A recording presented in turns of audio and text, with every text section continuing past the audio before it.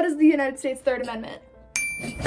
Third Amendment to the United States Constitution is concise but significant provision that arose from the experience of American colonies under British rule. It states, "No soldier in time of peace shall be quartered in any house without consent of the owner, nor in a time of war, but in a manner to be prescribed by the law."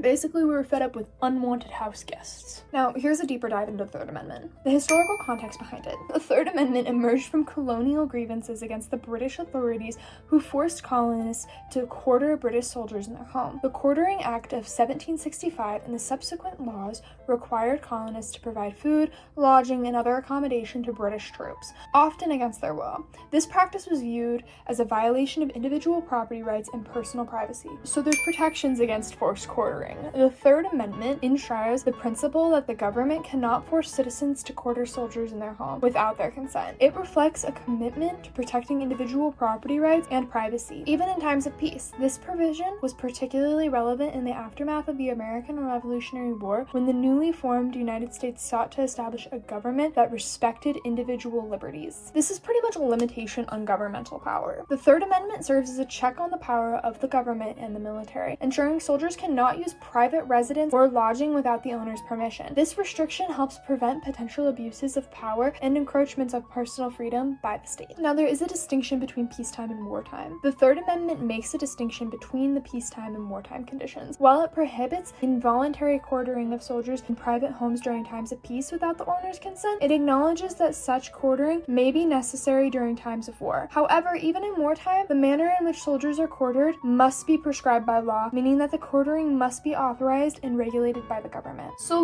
how is she relevant now? While the circumstances that led to the inclusion of the Third Amendment in the Constitution are historical, its principles remain relevant today as a safeguard against governmental overreach and intrusion into private life. Although cases involving the Third Amendment are rare, it underscores the broader commitment to protecting individual rights and limiting government intrusion in private homes. In my head, the Third Amendment is kind of like, I don't want an unwanted house guest. So, do with that what you will.